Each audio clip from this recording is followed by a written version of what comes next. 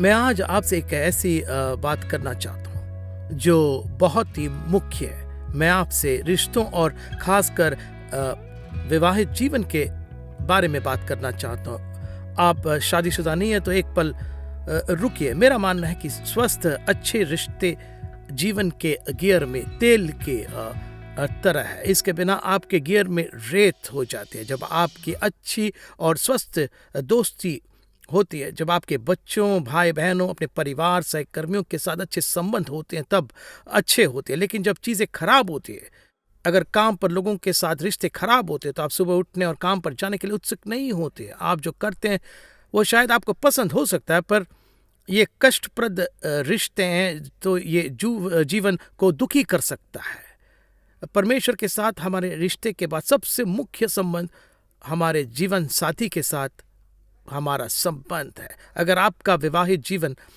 आनंदमय है तो सुनिए, आप और भी सीख सकते हैं। आप अपनी मौजूदा विवाहित जीवन से बेहतर कर सकते हैं। दरअसल एक अच्छे विवाहित जीवन वाले व्यक्ति को इसमें रुचि होगी, क्योंकि वे जानते हैं कि अच्छे विवाहित जीवन संयोग से नहीं होते हैं। वे हमेशा आगे बढ़ते रहते हैं और सीखना चाहते हैं।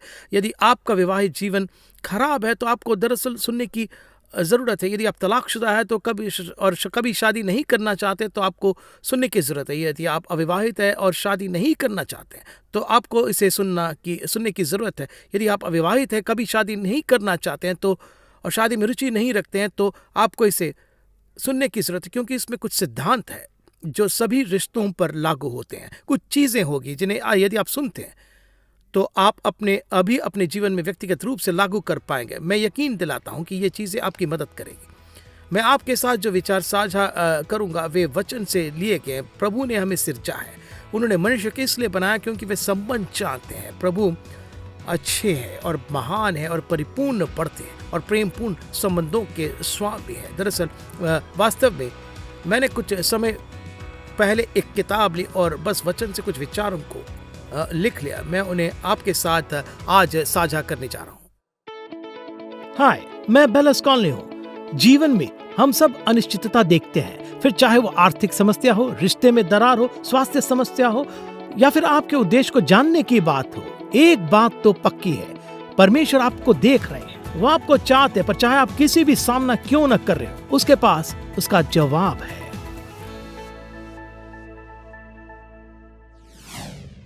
पता है, असफल होने की योजना बनाकर कोई भी किसी भी काम में नहीं जाता और कोई भी प्रयास शुरू नहीं करता है। कोई भी असफल होने की योजना बनाकर कोई व्यवसाय शुरू नहीं करता है। कोई भी व्यक्ति अंतिम स्थान में आने की चाहत के साथ कोई खेल नहीं खेलता है। दरअसल मुझे याद है, जब मैं छोटा था तब मैंने लिटिल लीग बेसबॉल खेलना शुरू किया। एक टीम थी जिसके लिए कोई भी जाना नहीं चाहता था। उसका नाम जायंट्स था। एक टीम थी जिसके लिए हर कोई चुना जाना चाहता था, वो ब्रेस थी, क्योंकि लगभग हर साल ब्रेस पहले स्थान पर आते थे और लगभग हर साल जायंट्स अंतिम स्थान पर आते थे। ये सिर्फ इसलिए नहीं था क्योंकि भी ब्रेस भाग्यशाली थे, उनके पास अच्छी कोचिंग थी। वे हमेशा सीखते रहते थे और वे उन चीज़ों का अभ्यास करते थे जो उन्हें बार बार सफल बनाती थी। वे लगन से अभ्यास करते थे। अगर आपका विवाहित जीवन अच्छा है तो इसका मतलब ये नहीं कि आप सिर्फ भाग्यशाली है। अच्छा विवाहित जीवन और बढ़िया रिश्ते अच्छे निर्देशन का नतीजा होता है। यह सीखने की इच्छा और चाहत का नतीजा है। फिर उन चीज़ों को अपनाना और व्यवहार में लाना जो रिश्तों को बढ़िया बनाते हैं। मैं सिर्फ सफलता शब्द का उपयोग करते हुए इसे चित्राक्षरी के रूप में उपयोग करूंगा तो आपको पता चल जाएगा कि संदेश कब समाप्त होने वाला है। यानी अगर आप इसके अक्षर लिख सकते हैं, हम यहाँ पर इस अक्षर से शुरू करते हैं। अगर आप एक बढ़िया विवाहित जीवन, बढ़ता हुआ विवाहित जीवन चाहते तो सैक्रिफाइस यानी बलिदान की जरूरत है। तो पहला अक्षर एस बलिदान के लिए। कोई भी विवाहित जीवन बलिदान की इच्छा के बिना पनप नहीं सकता या अपनी अधिकतम क्षमता तक नहीं पहुंच सकता। इफिसियों 5:25 कहता है, हे पतियों, अपनी अपनी पत्नी से प्रेम रखो जैसा मसीह ने भी कलीसिया से प्रेम करके अपने आप को उसके लिए दे दिया। यीशु ने कलीसिया के लिए बलिदान दिया। यीशु ने खुद को दे दिया। लिविंग बाइबल इसे इस तरह से कहती है। इफिसियों 5:25 कहता है, और तुम पतियों अपनी पत्नियों से वैसा ही प्रेम दिखाओ जैसे मसीह ने कलीसिया से दिखाया जब उसके लिए मर गया। कि मुझे लगता है कि ये मैसेज बाइबल है, इसमें कुछ इस तरह लिखा है कि ये प्रेम पाने से नहीं बल्कि देने से होता है। स्वार्थ विवाहित जीवन के लिए सबसे बड़ा कैंसर होता है, या फिर किसी भी रिश्ते के लिए। ऐसा कहा जाता है कि विवाह में दो लोग एक हो जाते हैं। वचन यही कहता है, परमेश्वर उन्हें एक साथ जोड़ते हैं, दोनों एक है। समस्या यह है कि यह बहुत से जोड़े अपना बाकी जीवन इस बात पर लड़ते हुए बिता देते हैं कि उनमें से कौन है वह अपनी मर्जी से चलना चाहता और वो अपनी मर्जी से चलना चाहती है। जब बलिदान नहीं होता तो विवाहित जीवन टूट जाता है। हमें मसीह की तरह बनने के लिए बुलाया गया है, खासकर पुरुषों को। मैं आप लोगों को बताना चाहता हूं कि सफल विवाहित जीवन के लिए जिम्मेदारी का भार हमारे कंधों पर होता है, क्योंकि हमें मसीह की तरह बनने के लिए बुलाया गया है। हमें अपनी पत्नियों के लिए बलिदान देने, दूसरों को खुद से पहले रखने, खासकर अपनी पत्नियों को प्राथमिकता देने के लिए बुलाए गए हैं। फिलिपियों 2:3 इसे सुनिएगा, इसमें लिखा है, कुछ न करो, एक बड़ा शब्द है, स्वार्थ या मिथ्या गर्व के लिए कुछ न करो, मतलब स्वार्थी न बने। या आगे कहता है कि पर दीनता से एक दूसरे को अपने से अच्छा समझो, हर एक अपनी ही हित की नहीं वरन दूसरों के हित की भी चिंता करें। विवाहित जीवन के लिए यह कितना कितना उचित है। जब दूसरों को प्राथमिकता देने की बात आती है तो दोनों को यह एक दूसरे से बढ़कर करना चाहिए। जब हम बलिदान देना शुरू करते हैं तो दो अद्भुत बातें होती हैं। नंबर 1, आप जो बोते हैं वही काटते हैं। यह एक नियम है जिसे परमेश्वर ने पृथ्वी पर रखा है। दोस्तों, यह बिना चूके काम करता है। गलातियों 6:7 कहता है, क्योंकि मनुष्य जो कुछ बोता है वही काटेगा। जब मैं अपनी पत्नी जेनेट के लिए बलिदान देता हूँ, हम 42 साल से शादीशुदा है, हमारा विवाहित जीवन बहुत अच्छा है। वह मेरी पत्नी है, मेरी बीवी है और मैं उससे शादी करने के लिए आभारी हूँ। मुझे पता चला कि जब मैं उसे पहले रखता हूँ, जब मैं शायद अपनी खुद की इच्छाओं, खुद की चाहतों को जो मैं शायद चाहता हूँ या करना चाहता हूँ को मैं एक तरफ रखता हूँ और अपनी पत्नी को पहले रखता हूँ, यह अच्छे नाप के साथ दबा दबा कर हिला हिला कर और उमड़ता हूँ मेरे पास वापस आता है। मैं हमेशा वही काटता हूँ जो मैं बोता हूँ। यीशु ने बलिदान दिया, हमें मसीह की तरह बनना है जिन्होंने अपना जीवन बलिदान कर दिया। उन्होंने अपने जीवन का बलिदान करके बहुत सारे बेटों को पाया। उन्होंने अपना जीवन बोया, उन्होंने अपने जीवन के बारे में बात की जो बोए गए बीज की तरह है। उन्होंने मानवता की फसल काटी, ऐसे लोगों की जो लोग परमेश्वर के परिवार में विश्वास करते और उसका हिस्सा बन जाते। जब हम अपने साथी के लाभ के लिए बलिदान देते हैं तो हम पारस्परिकता के इस नियम को लागू करते हैं और हम हमेशा खुद को धन्य पाते हैं। मुझे याद है कि एक बार एक महिला ने हमसे संपर्क किया। मुझे एक पत्र मिला, यह मेरी मेज पर था। हमारे पास कुछ और लोग भी थे, पर उन्होंने कहा, पासवान, हमें वाकई में लगता है कि आपको इस मामले से निपटना चाहिए। हमारी टीम में कुछ बहुत ही प्रतिभाशाली लोग हैं जो लोगों को वचन से जवाब देने की पूरी कोशिश करते हैं जिनके पास वैध सवाल है। उन्होंने मुझे यह मामला सौंपा और मुझे अभी भी याद है कि वह एक महिला थी, वह अपनी सहन शक्ति के अंतिम छोर पर थी, उसका विवाहित जीवन टूट रहा था। उसने कहा, ऐसा लगता है कि मेरे पति को मुझसे प्रेम ही नहीं है, हम एक ही छत के नीचे दो अजनबी जैसे, और मैं उससे बहुत नाराज हूँ, मैं बस सब छोड़ना चाहती हूँ। वह बस आगे बढ़ती गई। दिलचस्प है क्योंकि मैं अभी लूका 6 से पढ़ रहा था जहाँ यीशु ने कहा कि दिया करो तो तुम्हें भी दिया जाएगा। लोग पूरा नाप दबा दबा कर और हिला हिला कर और उभरता हुआ तुम्हारी गोद में डालेंगे। इसका संदर्भ काफी दिलचस्प है। हम इसे अक्सर धन के बारे में बात करते समय इस्तेमाल करते हैं, और जब देने की बात आती है आप बहुत से प्रचारकों को इसका इस्तेमाल करते हुए सुनेंगे, जो ठीक है, सिद्धांत निश्चित रूप से वहां लागू होता, लेकिन यह वास्तविक संदर्भ नहीं था। संदर्भ क्षमा करना था, संदर्भ दया दिखाना था, संदर्भ अपने दुश्मनों से प्रेम करना था, संदर्भ उन लोगों के लिए भला करना था जो आपके साथ अच्छा नहीं करते हैं। इसलिए जब उन्होंने कहा कि दिया करो तो तुम्हें भी दिया जाएगा, वे क्षमा देने और दया दिखाने किसी ऐसे व्यक्ति को देने के बारे में बात कर रहा था जो इसका लायक नहीं है, किसी को आशीष देना और फिर यह आपको वापस दिया जाएगा। तो मैंने इस महिला को जवाब लिखा और उसके साथ अपने विचार साझा किए जो मुझे इन वचनों पर चिंतन करने से मिले थे। मैंने उसे एक पत्र भेजा या हमने एक ईमेल भेजा। यह शायद मुझे नहीं पता 6 सप्ताह शायद 8 सप्ताह होंगे। हमें इस महिला से एक और पत्र मिला। मुझे लगता है कि उसकी भाषा थी। मुझे विश्वास नहीं हो रहा, यह लगभग जादू की तरह काम कर गया। उसने कहा कि मैंने फैसला किया कि जब से यीशु ने ये कहा है, यह मेरी बाइबल में लाल अक्षर में लिखे थे, मैंने उसे मानना शुरू किया। भले ही मैं अपने पति से नाराज थी और वह बहुत स्वार्थी था, मैंने उसे पहले स्थान में रखना शुरू किया। मैंने उसे कोमल शब्दों में बात करना शुरू की। भले ही मुझे वह वास्तव में महसूस नहीं हुआ, मैं बस उसके लिए एक आशीष बनने लगी और उसकी सेवा अपनी क्षमता से भी बढ़कर करने लगी। पहले तो मैंने कोई बदलाव नहीं देखा, उसने कहा, लेकिन यह लंबे समय तक नहीं था।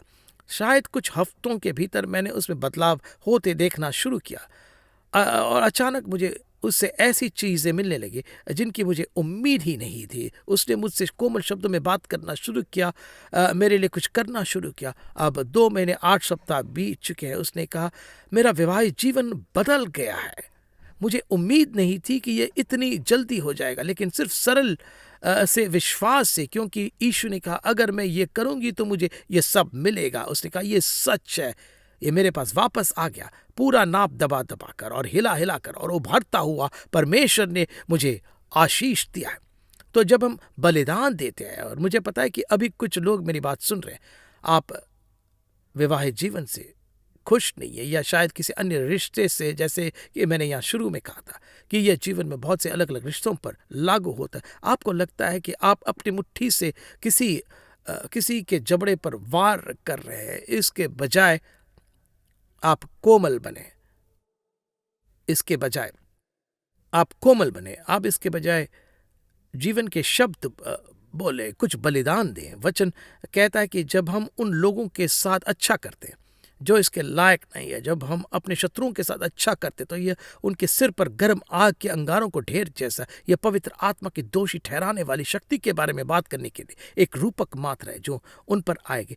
निश्चित रूप से लोगों के पास हमेशा एक विकल्प होता है, पर प्रभु उन्हें उनकी इच्छा के परे कुछ करने के लिए मजबूर नहीं करते, पर यह वहाँ परमेश्वर की उपस्थिति लाता है। यह मुझे दूसरी अच्छी बात की ओर ले जाता है। आश्चर्यजनक बात जो तब होती है जब हम बलिदान देते हैं। मेरा मानना है कि जब हम बलिदान देते हैं, क्योंकि हम जानते हैं कि यह प्रभु का तरीका है, जब हम इसे विवाहित जीवन और रिश्तों में लागू करते हैं, क्योंकि हम इसे वचन में देख सकते हैं, तो हमें मसीह की तरह प्रेम करना है। हमें स्वार्थ या व्यक्तिगत महत्वाकांक्षा के द्वारा कुछ नहीं करना है, पर हमें इसे दूसरों के लाभ के लिए करना है। और जब हम ये करते हैं तो उन्हें आशीष देने के तरीकों की तलाश करनी है, क्योंकि यह परमेश्वर की रीति है और क्योंकि हम जानते हैं कि परमेश्वर की आत्मा हमें यह करने के लिए प्रेरित कर रही है।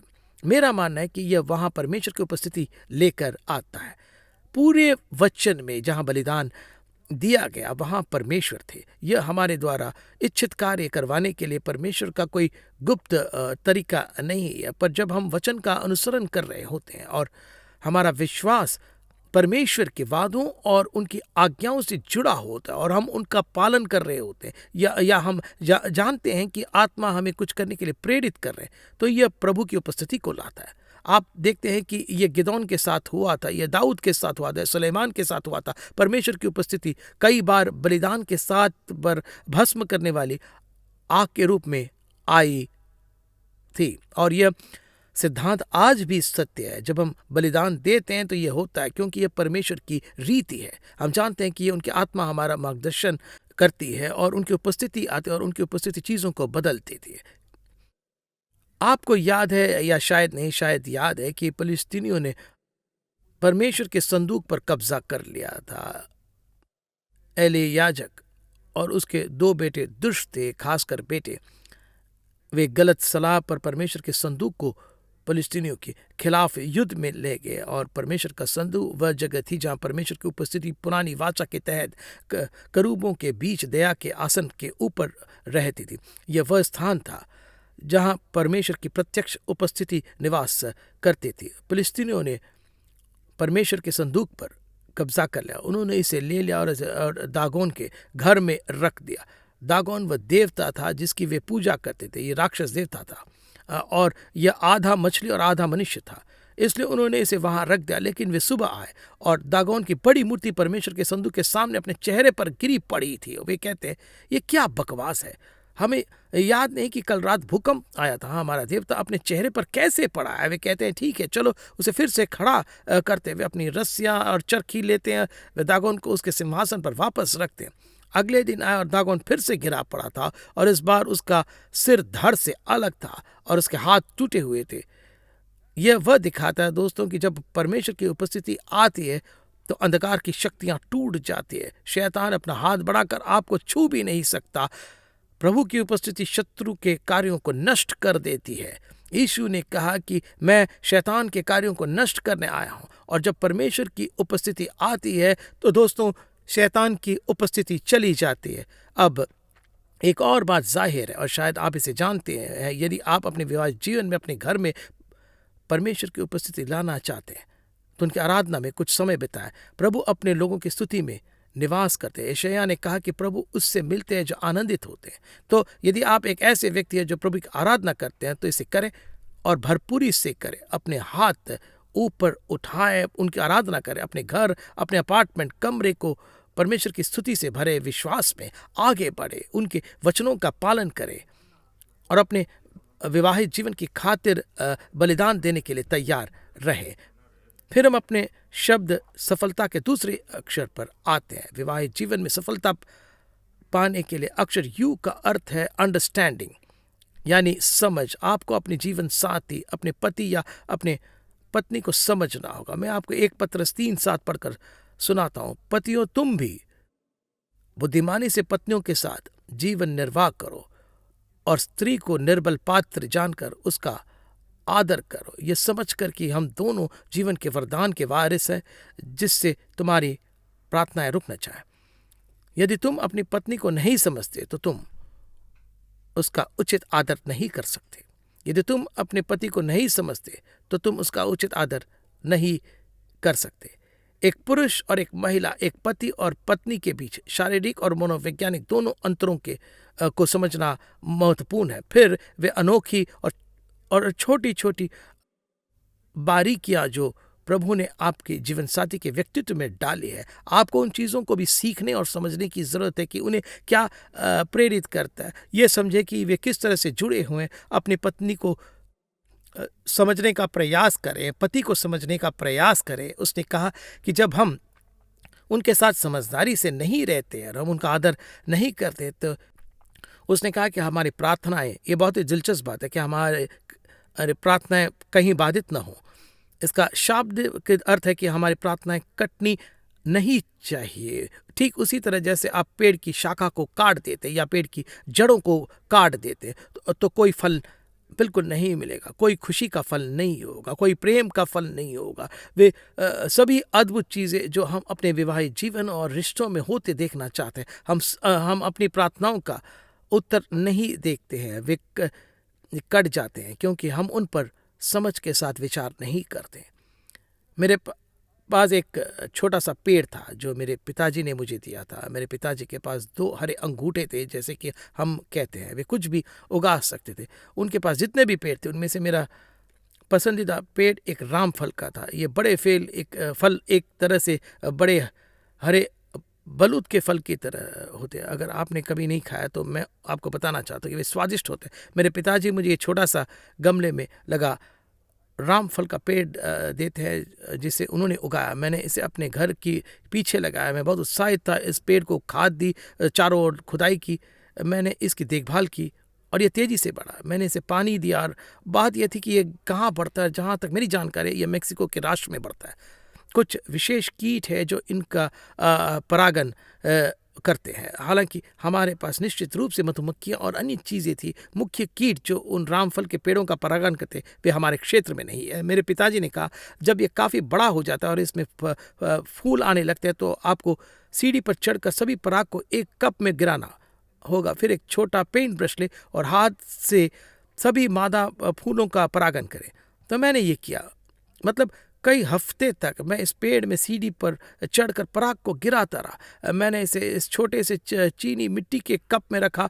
इसे पेंट ब्रश के सिरे उठता और मैं हाथों से इस पेड़ के सभी फूलों का परागण कर रहा था। मैंने वहाँ बहुत समय बिताया, पर मैं उत्साहित था। अचानक फल बढ़ने लगते और मैं हर दिन वहाँ जाकर उन्हें देखता था। वे बड़े और बड़े होते जा रहे थे। मतलब एक पका हुआ फल लगभग इतना बड़ा हो सकता है, और वे अद्भुत थे। उस समय मेरे पास एक माली था, तो एक दिन मैं घर आया और फल तोड़े जाने के लिए तैयार थे। मैं घर के पीछे गया और उसने मेरे रामफल पेड़ को काट कर एक ठूंठ बना दिया था।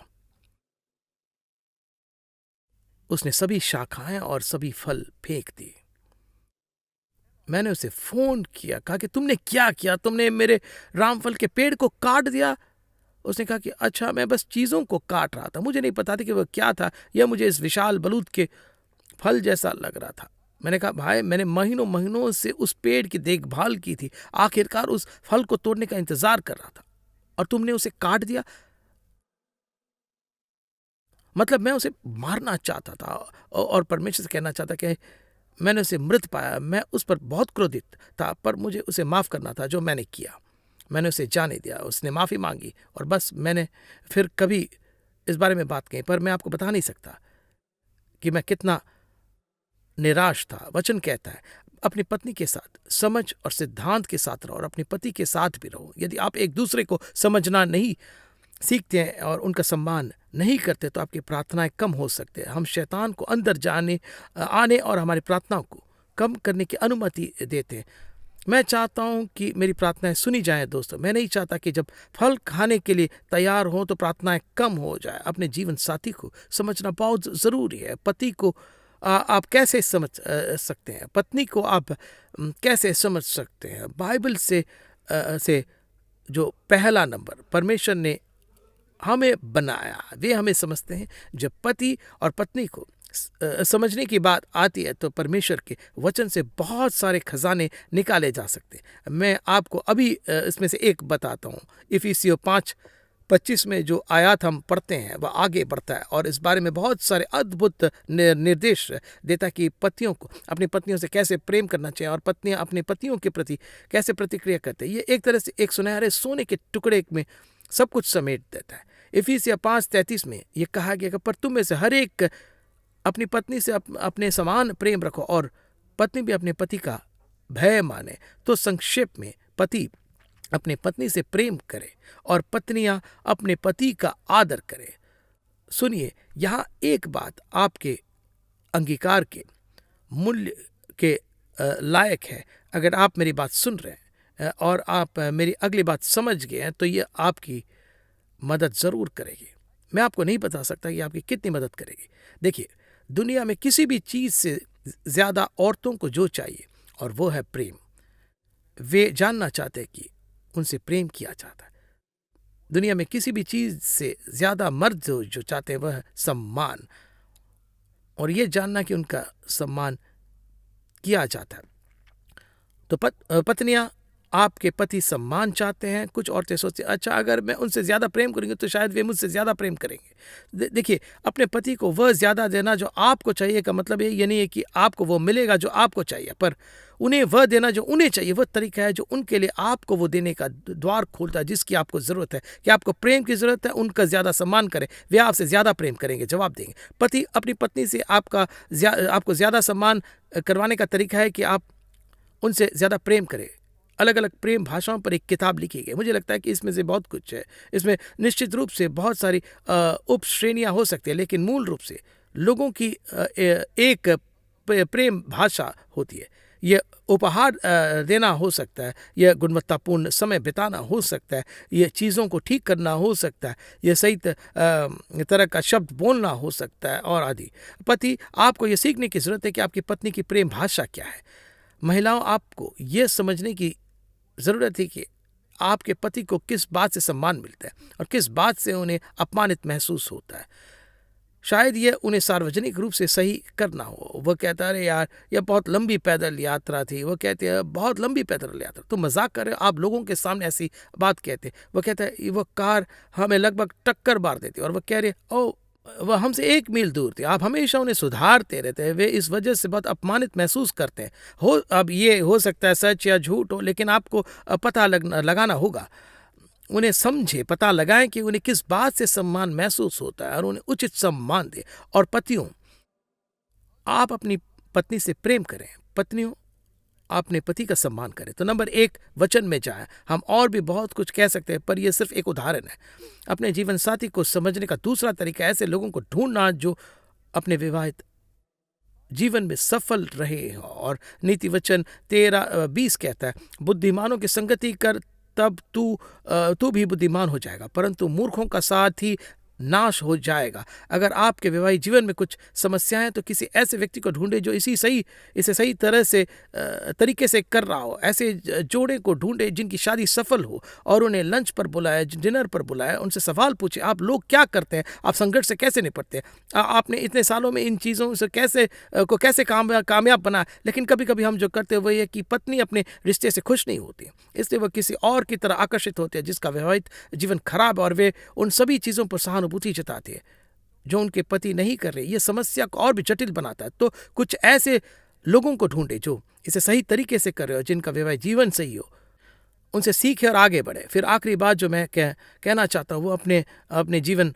साथी से संवाद करें। इस पर मैं विस्तार से नहीं कहना चाहूँगा, मैं निश्चित रूप से इसे समाप्त नहीं करना जा रहा हूँ, लेकिन संवाद करना सीखें। यहाँ इफिसियों 5:25-26 में मैं इसे फिर से पढ़ूंगा। हे पतियों, अपनी अपनी पत्नी से प्रेम रखो, जैसा मसीह ने भी कलीसिया से प्रेम करके अपने आप को उसके लिए दे दिया। और आगे कहता है कि उसको, कलीसिया को, वचन के द्वारा जल के स्नान से शुद्ध करके पवित्र बनाए। मतलब यीशु अपनी पत्नी से बातें करते हैं। खासकर पुरुषों के लिए मैं यही समाप्त करने जा रहा हूँ। और अगर संवाद की कमी में कोई दोष है तो यह आमतौर पर पुरुष के पक्ष में ही आता है। मैं आपको नहीं बता सकता कि मैंने कितनी बार एक पत्नी को यह कहते हुए सुना है कि यह बस बात नहीं करता। मुझे लगता है कि मजबूत होना, चुप रहना ठीक है, लेकिन यह वैवाहिक जीवन में अच्छा काम नहीं करता। आपको संवाद करना सीखना होगा, सुनना सीखे, बात करना सीखे। मेरे पास कहने के लिए बहुत कुछ है, लेकिन मुझे आशा है कि आपको इस बात से कुछ मिला होगा कि सफल विवाहित जीवन कैसे जिए।